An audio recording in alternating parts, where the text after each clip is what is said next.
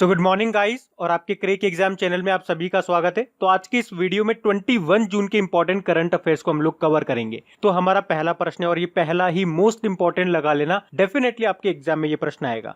प्रश्न क्या है कि अभी किसने जर्मनी का प्रतिष्ठित शांति पुरस्कार जीता है? तो सही उत्तर होगा अमर्त्य सेन ने। तो अभी हाल ही में जर्मन बुक ट्रेड ने भारतीय अर्थशास्त्री है ये अमर्त्य सेन और इन्हीं को 2020 के शांति पुरस्कार के लिए चुना है। और क्यों दिया गया इनको ये पुरस्कार? तो उन्हें विश्व भर में फैले सामाजिक अन्याय को उजागर करने के उनके काम के लिए उनको ये सम्मान मिला है। और ये इंपॉर्टेंट इसलिए भी हो जाता है क्योंकि ये सम्मान पाने वाले ये दूसरे भारतीय हैं। इनसे पहले किसको मिल चुका है? तो भारत के पूर्व राष्ट्रपति थे डॉक्टर सर्वपल्ली राधाकृष्णन जी, उनको मिला था ये सम्मान और इस तरह से ये दूसरे भारतीय बने हैं ये सम्मान पाने वाले। अच्छा, अमर्त्य सेन से कुछ पॉइंट्स मैं आपको बता दूं, जैसे कि 1998 में अर्थशास्त्र का नोबेल पुरस्कार मिला था इनको। अर्थशास्त्र इंग्लिश में बोलेंगे तो इकोनॉमी। उसके बाद 1999 में भारत रत्न मिला था इनको, भारत का सर्वोच्च नागरिक सम्मान। उसके अलावा पिछले साल ही हमने इनसे रिलेटेड 2 क्वेश्चन पढ़े थे। असमानता पर अध्ययन के लिए लंदन स्कूल ऑफ इकोनॉमिक्स ने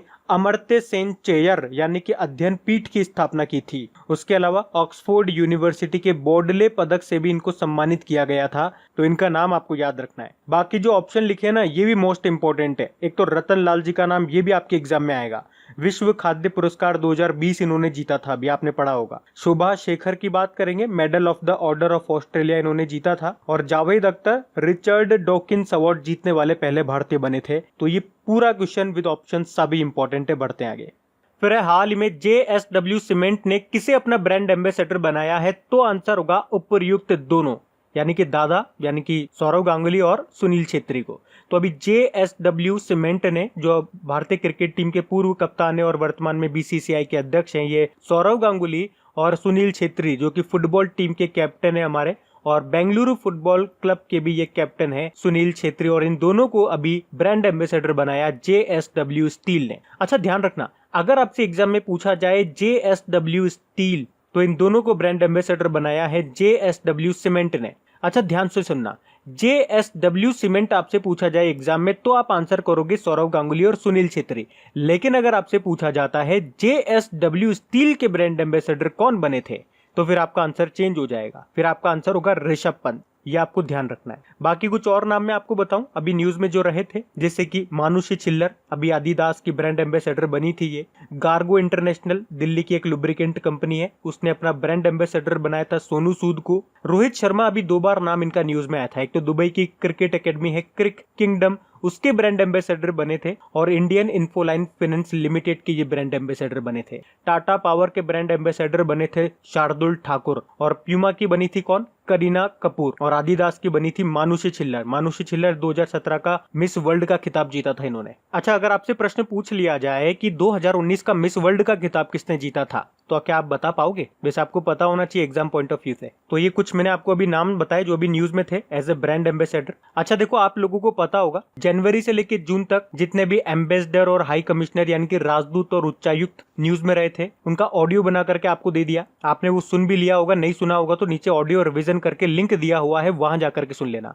तो अब मैं ये सोच रहा हूँ कि जनवरी से लेकर जून तक जितने भी ब्रांड एम्बेसडर बने थे, क्या उनका ऑडियो बना करके आपको दे दिया जाए? देखो, मैं आपको पहले ही बोल चुका हूं कि वीडियो बनाने में तो बहुत टाइम लग जाता है और उस कारण से चीजें डिले होती जाती है, और डिले होती होती वो कई बार छूट भी जाती है। लेकिन ऑडियो बनाने में इतना समय नहीं लगेगा, बस मुझे मटेरियल कलेक्ट करना है और ऑडियो बना करके आपको दे देना है, मुश्किल से 1 दिन, जिससे आप चीजों को क्विक रिवाइज कर सकोगे। और ऐसा नहीं है मैं वीडियो नहीं बनाऊंगा, मैंने आपसे बोला है पहले मैं आपको ऑडियो बना करके दे दूंगा, और जैसे मुझे समय मिलता जाएगा मैं आपको उसकी वीडियो भी बना के दे दूंगा, ताकि आपका दोनों तरह से बेनिफिट हो जाए। पहले ऑडियो सुन लो, फिर कुछ दिन बाद मैं आपको वीडियो बना करके भी दे दूंगा जैसे समय मिलता है। तो जब आप वीडियो देखोगे तो आपके अंदर एक कॉन्फिडेंस आएगा, क्योंकि वो चीजें आपने ऑडियो में सुन ली है, और उसके बाद आप क्विज लगा लोगे तो आपको सब चीजें बेहतर तरीके से याद हो जाएगी, एक फुल्ली कॉन्फिडेंट हो जाओगे आप। तो आप मुझे कमेंट बॉक्स में बताएं क्या ब्रांड एम्बेसडर का आपका ऑडियो चाहिए या नहीं चाहिए। हम बढ़ते हैं आगे। फिर है हाल ही में किसे राष्ट्रीय लोक वित्त एवं नीति संस्थान का अध्यक्ष नियुक्त किया गया है? तो सही उत्तर होगा उर्जित पटेल को। RBI के पूर्व गवर्नर हैं ये उर्जित पटेल, और इन्हीं को अभी national institute of public finance and policy का अध्यक्ष नियुक्त किया गया है। ये एक इकोनॉमिक थिंक टैंक है भारत का। अच्छा, ये उर्जित पटेल किसका स्थान लेंगे? ये विजय केलकर का स्थान लेंगे। तो इनका नाम आपको याद रखना है। बाकी अनमोल नारंग, ये नाम बहुत इंपॉर्टेंट है। क्यों इंपॉर्टेंट है? क्योंकि अभी यूएस मिलिट्री एकेडमी से ग्रेजुएट होने वाली पहली सिख महिला बनी है ये। तो पहला नाम तो जहां पर भी आ जाए वो तो वैसे इंपॉर्टेंट हो गया। बाकी ब्रजेंद्र नवनीत अभी वर्ल्ड ट्रेड ऑर्गेनाइजेशन में भारतीय राजदूत बने। टीएस तिरुमूर्ति यूनाइटेड नेशन में भारत के स्थायी प्रतिनिधि परमानेंट रिप्रेजेंटेटिव बने हैं। ये नाम याद रखना, बढ़ते हैं आगे। फिर है हाल ही में विश्व शरणार्थी दिवस कब मनाया गया, यानी कि वर्ल्ड रिफ्यूजी डे। तो सही उत्तर होगा 20 जून को। यूनाइटेड नेशन मनाता है इसे हर साल 20 जून को वर्ल्ड रिफ्यूजी डे के रूप में। और इसे मनाने का उद्देश्य क्या है कि दुनिया को याद दिलाना कि शरणार्थी के साथ साथ हर कोई समाज के प्रति योगदान करने में सक्षम है। सबसे इंपॉर्टेंट रहेगी इसकी थीम बहुत इंपॉर्टेंट है, एवरी एक्शन काउंट। क्या है थीम? Every action count. अब इंपॉर्टेंट डे वाला क्वेश्चन आ गया, तो जब भी इंपॉर्टेंट डे आता है मैं सारे इंपॉर्टेंट डे आपको उस महीने की रिवाइज कराता हूं। अगर आपको याद है तो मेरे साथ साथ बोलना। अगर आप में से इस वीडियो को कोई पहली बार देख रहा है तो आपके लिए मैं यहाँ पे सारे इंपॉर्टेंट डे लिख रहा हूं, तो देख देख करके उनको मेरे साथ बोलना, क्योंकि बोलोगे तो आधी चीजें आपको यहीं पे याद हो जाएगी। तो 1 जून को हमने मनाया वर्ल्ड मिल्क डे, 3 जून को मनाया विश्व साइकिल दिवस, 5 जून को मनाया वर्ल्ड एनवायरनमेंट डे, 7 जून को मनाया विश्व खाद्य सुरक्षा दिवस, वर्ल्ड फूड सेफ्टी डे, 8 जून को मनाया। 8 को 2 इंपॉर्टेंट डे मनाते हैं, वर्ल्ड ओशियन डे और वर्ल्ड ब्रेन ट्यूमर डे। 9 जून को विश्व प्रत्यायन दिवस, वर्ल्ड एक्रेडिटेशन डे मनाया। 12 जून को बाल मजदूरी के खिलाफ विश्व दिवस, world day against child labour. 13 जून को अंतर्राष्ट्रीय रंगहीनता दिवस, इंटरनेशनल एल्बिनिज्म अवेयरनेस डे। 14 जून को विश्व रक्तदाता दिवस, वर्ल्ड ब्लड डोनर डे। 15 जून को world Elder abuse awareness day मनाया और 15 जून को ही ग्लोबल विंड डे भी मनाया। 16 जून को अंतर्राष्ट्रीय परिवार प्रेक्षण दिवस, international day of family remittance मनाया। 17 जून को विश्व मरुस्थलीकरण व सूखा रोकथाम दिवस, world day to combat desertification मनाया। फिर 18 जून को सस्टेनेबल गैस्ट्रोनॉमी डे मनाया। 19 जून को विश्व सिकल सेल दिवस मनाया और अब 20 जून को विश्व शरणार्थी दिवस मनाया। और इसकी थीम क्या है? Every action counts. तो ये सारे इंपॉर्टेंट डेज आपको ऐसे याद रखने हैं। पढ़ते हैं आगे। और गाइज, अगर वीडियोस आपको अच्छे लग रहे हैं, मेरी मेहनत अच्छी लग रही है और ये वाकई अगर आपके लिए हेल्पफुल है, तो प्लीज वीडियो को शेयर जरूर किया कीजिए। अगर इन वीडियोस से आपकी हेल्प होती है तो आप लोग मेरी हेल्प जरूर करें इन वीडियोस को लाइक और शेयर करके, ताकि इन वीडियोस को कंटिन्यू रखने में मुझे भी आपका सपोर्ट मिल सके। तो प्लीज इसे लाइक और शेयर जरूर करना। और अगर आप में से कोई इस वीडियो को फर्स्ट टाइम देख रहा है तो इस चैनल को आप सब्सक्राइब कर लीजिए, और सब्सक्राइब करने के बाद में पास में जो बेल आइकन आएगा उसे आप दबाना बिल्कुल मत भूलिएगा, क्योंकि आपको वीडियोस के नोटिफिकेशन तभी मिलेंगे जब आप बेल आइकन को प्रेस करोगे। और गाइज, अगर आप अपनी क्रेक एग्जाम एप्लीकेशन में क्विज वगैरह सॉल्व करते हैं और उससे अगर आपको हेल्प मिलती है, तो एक छोटी सी हेल्प आप मेरी कर सकते हैं। वहां पे अगर कोई एडवर्टीजमेंट आपको दिखता है तो प्लीज उस पर एक बार आप क्लिक जरूर कर दिया करें। तो इसके रिजल्ट में उस एप्लीकेशन को और बेहतरीन बनाने में मुझे थोड़ा सपोर्ट भी मिल जाएगा। तो चलिए अभी बढ़ते हैं आगे। फिर है हाल ही में किसने ऑफलाइन ई-केवाईसी सेवा शुरू की है? तो आंसर होगा टाटा AIA लाइफ इंश्योरेंस ने। तो अभी कोरोना वायरस महामारी की वजह से लोग घरों से बाहर निकलने से बच रहे हैं। ऐसे में टाटा AIA लाइफ इंश्योरेंस ने अपने कस्टमर्स के लिए ऑफलाइन ई-केवाईसी सेवा को शुरू किया है। मतलब कोई भी कागजी कार्रवाई नहीं होगी, जो भी काम होगा इलेक्ट्रॉनिक तरीके से होगा। केवाईसी मतलब होता है नो योर कस्टमर, अपने ग्राहक को पहचानो। अच्छा, जिस तरह से मैं आपको चीजें लिंक कर करके को रिलेट कर करके याद कराता हूं, तो केवाईसी से आपको कुछ याद आ गया होगा। क्या याद आया? अभी वीडियो केवाईसी शुरू करने वाला पहला बैंक कौन सा बना था? कोटक महिंद्रा बैंक बना था। और कोटक महिंद्रा बैंक से भी कुछ याद आया होगा। इसके जो MD CEO है उनका नाम है उदय कोटक, और ये अभी अध्यक्ष बन गए हैं किसके? CII के, कॉन्फेडरेशन ऑफ इंडियन इंडस्ट्री। ये भी याद रखना। अब यहाँ पे बात लाइफ इंश्योरेंस की हो रही है, तो आपको मैं इंश्योरेंस से 2 नाम बताऊंगा, वो आपको याद रखना है आपके एग्जाम पॉइंट ऑफ व्यू से। एक तो अभी यूनियन बैंक ऑफ इंडिया ने इंडिया फर्स्ट लाइफ इंश्योरेंस की 30% की हिस्सेदारी खरीद ली थी। उसके अलावा अभी एक्सिस बैंक ने भी 29% हिस्सेदारी खरीद ली थी मैक्स लाइफ इंश्योरेंस में। तो ये पॉइंट्स आपको याद रखने हैं। बाकी ICICI होम फाइनेंस अभी हमने पढ़ाई था। अभी इसने अफोर्डेबल हाउसिंग लोन योजना, जिसका नाम है सरल, उसको शुरू किया था। टाटा AIA लाइफ इंश्योरेंस की बात करेंगे, स्थापना 2000 में हुई थी, सन 2000 में। मुंबई में हेडक्वार्टर है और इसके MD CEO का नाम है ऋषि श्रीवास्तव। बढ़ते आगे। फिर है हाल ही में खदान व कोयला मंत्री ने किस नाम से एक पोर्टल लॉन्च किया है? तो आंसर होगा सत्यभामा। अच्छा, यहाँ पे सत्यभामा का मतलब क्या है? साइंस एंड टेक्नोलॉजी योजना फॉर आत्मनिर्भर भारत इन माइनिंग एडवांसमेंट। अच्छा, हमारे कोयला मंत्री कौन है? प्रहलाद जोशी है, और उन्होंने ही इस पोर्टल को लॉन्च किया है। अच्छा, इस पोर्टल का उद्देश्य क्या है? तो खनन और खनिज क्षेत्र में अनुसंधान और विकास, यानी कि रिसर्च एंड डेवलपमेंट को बढ़ावा देना। ताकि आगे चल करके ये आत्मनिर्भर भारत बनने में हमारी मदद करे। अच्छा, कोयला मंत्री क्या नाम बताया मैंने? प्रहलाद जोशी। इनका निर्वाचन क्षेत्र कॉन्स्टिट्यूएंसी है धारवाड़, कर्नाटक। अच्छा, अब ध्यान से सुनो, इसी क्वेश्चन में आपको एक और नया क्वेश्चन बता रहा हूं, इसी से मिलता जुलता। अभी प्रधानमंत्री नरेंद्र मोदी जी ने 41 यानी कि 41 कोयला खदानों की नीलामी की प्रक्रिया को लॉन्च कर दिया है। और कोयले से आपको याद आना चाहिए, अभी नॉर्दर्न कोलफील्ड लिमिटेड इन्होंने अपना रिसर्च एंड डेवलपमेंट सेंटर बनाया है, जिसका नाम क्या रखा है? सरस रखा है। ध्यान से सुनना, सरस नाम रखा है। सरस को सरल से कंफ्यूज मत कर देना। सरल अभी पीछे वाले क्वेश्चन में शायद हम लोगों ने पढ़ा था कि आईसीआईसीआई होम फाइनेंस ने अभी एक अफोर्डेबल हाउसिंग लोन योजना शुरू की है जिसका नाम है सरल। वो सरल है, ये सरस है। और इस करंट फिस्कल ईयर, इस वित्त वर्ष में हमारा कोयले के उत्पादन का लक्ष्य कितना है? 710 मिलियन टन है। और अभी आपको याद होगा कोल इंडिया लिमिटेड के नए चेयरमैन कौन बने हैं? प्रमोद अग्रवाल बने हैं। तो इसी एक क्वेश्चन में मैंने आपको 2-3 पॉइंट बता दिए हैं, 2-3 क्वेश्चन बता दिए हैं, इनको आप याद रखना। अच्छा, काफी बार स्टूडेंट्स कहते हैं कि नंबर ऑफ क्वेश्चन बढ़ाइए, 15 करिए, 20 करिए, क्योंकि काफी जगह ज्यादा क्वेश्चन पढ़ाए जाते होंगे उनको। तो देखो, एक बात आप लोग ध्यान रखना, क्वालिटी लानी होती है तो 10-12 क्वेश्चन में भी आ जाती है। आप इस तरह से चीजों को अगर लिंक कर करके, को रिलेट करके एक ही क्वेश्चन में डाल दोगे तो आपको याद रखने में भी आसानी होगी। और आपके माइंड को ज्यादा क्वेश्चन भी नहीं दिखेंगे तो उसको आलस भी नहीं आएंगे, बर्डन भी नहीं आएगा चीजों को पढ़ने में, क्योंकि हमारा माइंड इस तरह से सेट होता है। आप कभी भी देखना, किसी भी स्टूडेंट के सामने एक रजिस्टर खोल के पटक दो कि ये पूरा रजिस्टर आपको याद करना है, तो वो पहले ही डर जाएगा। रजिस्टर खोल के भी नहीं देखेगा कि इसमें पूरे पन्ने भी भरे हुए हैं या नहीं भरे हुए। लेकिन आप उसके सामने 4 पन्ने लेकर के पटक दो, वो खुश हो जाएगा, वो तैयार हो जाएगा उनको याद करने के लिए। तो क्वेश्चन 15 या 20 कराने से कुछ नहीं होता। आप 10 या 12 क्वेश्चन ही करो, लेकिन अच्छे से कर लो। 15 या 20 क्वेश्चन हम भी करा सकते हैं। मैं आपको एक ही क्वेश्चन में 3-4 क्वेश्चन बता देता हूं, तो एक क्वेश्चन में न करा करके मैं आपको उनको अलग अलग करा दूं, लो बन गए 15 से 20 क्वेश्चन।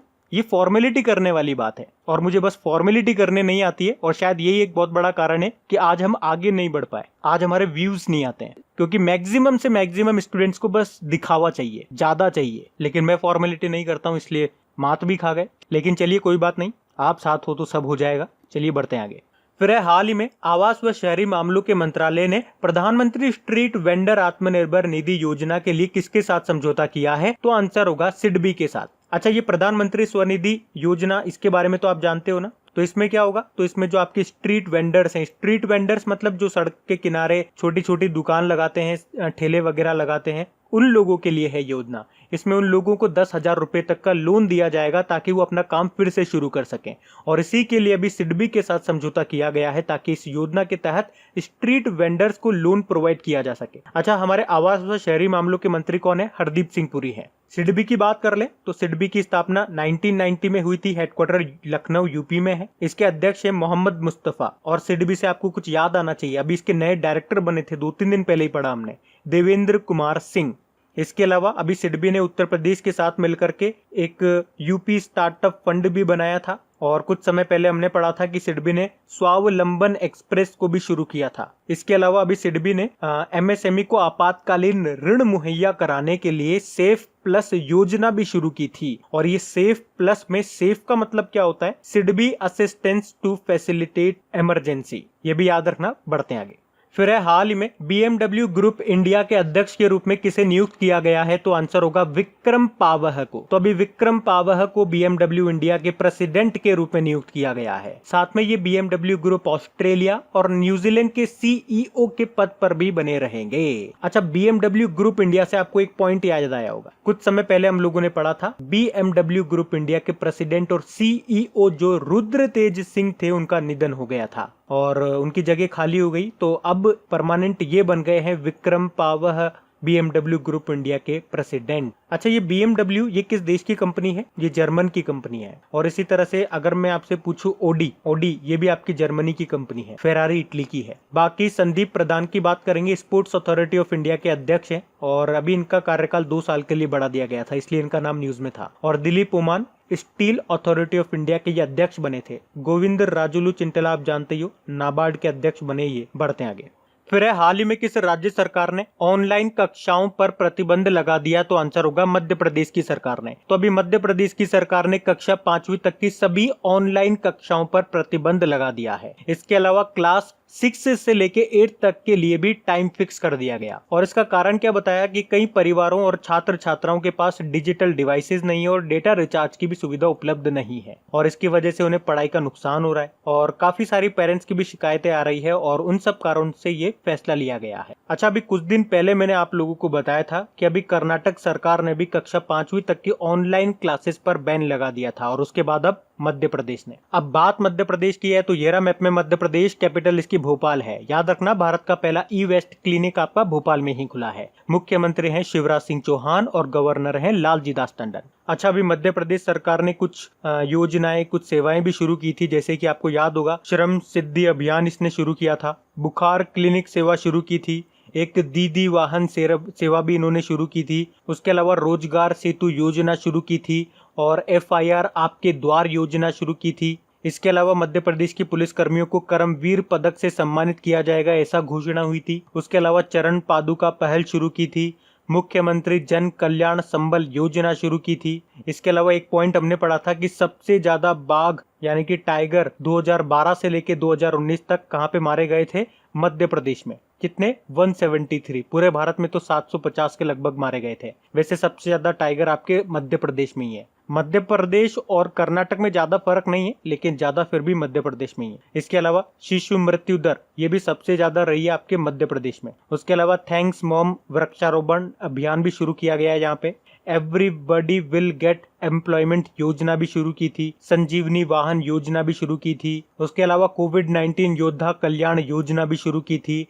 एक जीवन अमृत योजना और जीवन शक्ति योजना भी यहीं पे शुरू हुई थी। उसके अलावा मिड डे मील राशन देने वाला पहला राज्य भी मध्य प्रदेश था, और रेडियो स्कूल शुरू भी मध्य प्रदेश ने किया था। उसके अलावा मुख्यमंत्री शहरी पथ व्यवसाय उत्थान योजना भी यहीं पे शुरू हुई थी। और याद रखना, देश का पहला और दुनिया का दूसरा इन्फेंट्री म्यूजियम ये कहाँ पे खुलेगा? ये इंदौर में खुलेगा। मध्य भारत का पहला मेगा फूड पार्क भी आपके मध्य प्रदेश के देवास में ही है।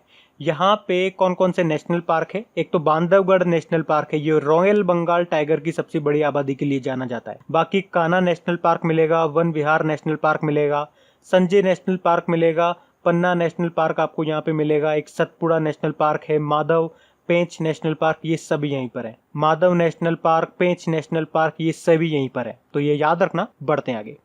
फिर है, कौन सा देश भारत को कोरोना और अम्फान चक्रवात से लड़ने के लिए 200 मिलियन यूरो देगा? तो आंसर होगा फ्रांस। तो कोरोना संक्रमण की महामारी और अम्फान चक्रवात आया था, तो उससे निपटने के लिए फ्रांस भारत को 200 मिलियन यूरो का कर्ज देगा। अच्छा, अम्फान नाम का जो ये तूफान आया था, चक्रवात आया था, जिसने पश्चिम बंगाल और उड़ीसा में काफी तबाही मचाई थी, तब केंद्र सरकार ने उड़ीसा को तो 500 करोड़ और पश्चिम बंगाल को 1000 करोड़ रुपए की सहायता देने की घोषणा की थी। यानी कि दोनों को मिलाकर के 1000 और 500 1500 करोड़ रुपए। और फ्रांस कितने रुपए की सहायता देगा? 200 मिलियन यूरो। अगर इसे करोड़ में कन्वर्ट करोगे, करोड़ रुपए में, तो 1700 करोड़ के आसपास का ये बैठेगा। अच्छा, ये जो अम्फान नाम का तूफान है, इससे आप एक पॉइंट याद रखना, किस देश ने ये अम्फान नाम दिया था? तो थाईलैंड ने। और इसके बाद जो निसर्ग नाम का तूफान आया था, अरब सागर से जो उठा था, गुजरात की तरफ आया था, इसका नाम किसने दिया था? बांग्लादेश ने दिया था। अच्छा, अब यहाँ पे एक और क्वेश्चन मैं आपको बताता हूँ, ध्यान से सुनना। अभी एशियन इंफ्रास्ट्रक्चर इन्वेस्टमेंट बैंक ने भी भारत को कोविड-19 के खिलाफ लड़ने में सहायता करने के लिए $750 मिलियन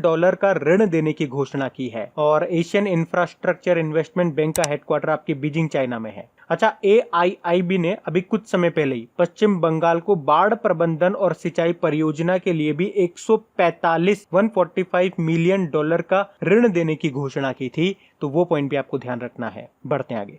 फिर है, कौन सा बैंक अपने लोन प्रक्रिया को पूरी तरह से डिजिटल बनाएगा? तो आंसर होगा बैंक ऑफ बड़ौदा। तो बैंक ऑफ बड़ौदा जो भारत का तीसरा सबसे बड़ा सरकारी बैंक है, और इसने अभी सभी प्रकार के जो लोन्स है उनकी प्रक्रिया को, उनके प्रोसेस को डिजिटलाइज्ड करने की घोषणा कर दी है। चाहे फिर वो होम लोन हो, ऑटो लोन हो, पर्सनल लोन हो, यानी कि हर प्रकार का कोई सा भी लोन हो, उसकी प्रोसेस को डिजिटल कर दिया जाएगा। किसके द्वारा? बैंक ऑफ बड़ौदा के द्वारा। अच्छा, ICICI बैंक अभी ये न्यूज में रहा था, क्यों? क्योंकि इसने इंस्टा फ्लेक्सी कैश नाम से ओवरड्राफ्ट सुविधा शुरू की थी। HDFC बैंक ये काफी कारण से न्यूज में था, जैसे कि समर ट्रीट्स अभियान शुरू किया था इसने, सेफ्टी ग्रिड अभियान शुरू किया था, senior citizen care fixed deposit योजना शुरू की थी, और हैशटैग हम हार नहीं मानेंगे सॉन्ग भी इसी ने रिलीज किया था। और इंडसइंड बैंक अभी मोबाइल पर करंट अकाउंट खोलने की सुविधा देने वाला पहला बैंक बना है ये। अच्छा, बैंक ऑफ बड़ौदा की बात कर लेते हैं। हमने कहा कि भारत का तीसरा सबसे बड़ा पब्लिक सेक्टर बैंक है, तो पहला कौन सा है? पहला एसबीआई है, दूसरा है पंजाब नेशनल बैंक और तीसरा है ये वाला। और अभी आपको याद भी होगा, विजया बैंक और देना बैंक का विलय हो गया है बैंक ऑफ बड़ौदा में, और ये विलय अभी 1 अप्रैल 2020 से लागू भी हो गया है। इसका हेडक्वार्टर बड़ोदरा गुजरात में है और इसके चेयरमैन है हसमुख अधिया। एमडी सीईओ कौन है? संजीव चड्डा है। अच्छा, बैंक ऑफ बड़ौदा की टैगलाइन क्या है? इसकी टैगलाइन है इंडियाज इंटरनेशनल बैंक। ये भी याद रखो, कम से कम वो बैंक जो आपके न्यूज में चल रहे हैं उनकी टैगलाइन आप याद रख लिया करो। बढ़ते हैं आगे। फिर है हाल ही में ऑटिस्टिक प्राइड डे 2020, ये हमने कब मनाया?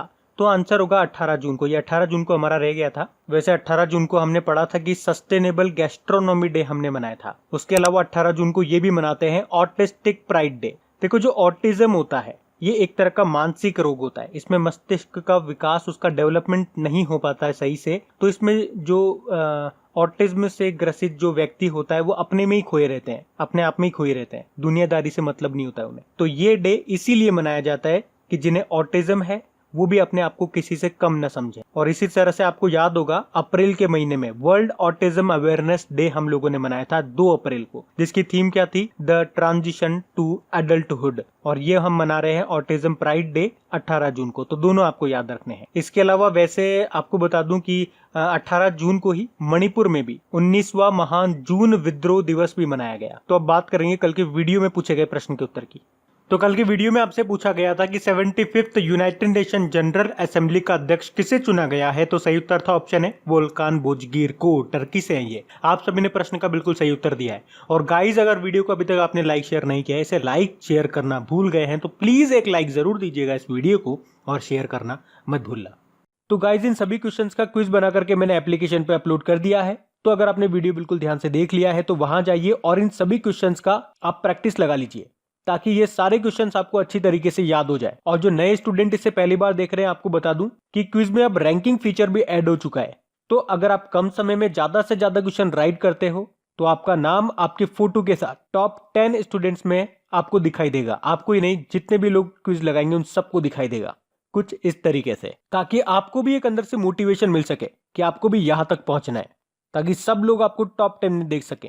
और वैसे भी आप तो आपके इन करंट अफेयर्स का रिवीजन करवाने के लिए मैं इसका ऑडियो भी तैयार कर रहा हूं। तो दिन में 4 से 5 मिनट निकाल करके वो आप ऑडियो सुन लीजिए, ताकि आपका इन करंट अफेयर्स का फिर से रिवीजन हो जाए। क्योंकि आपको पता है चीजों को पढ़ना इंपॉर्टेंट है, लेकिन समय समय पर उनका रिवीजन करना बहुत ज्यादा जरूरी है। रिवीजन नहीं करोगे तो वो सारी चीजें आप भूल जाओगे। तो आप ही के लिए मैं इसका रिवीजन ऑडियो तैयार कर रहा हूँ। तो उस ऑडियो का लिंक मैंने नीचे डिस्क्रिप्शन में दे दिया है, वहां जाकर के आप मुझे फॉलो कर लीजिए। और फॉलो करने के बाद में पास में जो बेल आइकन आएगा आप उसे जरूर दबा लेना, ताकि जब भी मैं ऑडियो अपलोड करूं उसका नोटिफिकेशन आपको मिल सके। और एप्लीकेशन अगर अभी तक आपने डाउनलोड नहीं किए तो उसका लिंक भी आपको नीचे मिल जाएगा। वहीं पे आपको क्विज, वीडियो, पीडीएफ सब मिल जाएंगे। तो इस प्रश्न का उत्तर आता है तो कमेंट बॉक्स में जरूर टाइप करिए। चलिए अब मिलते हैं करंट अफेयर्स के रिवीजन वीडियो में। Thank you guys.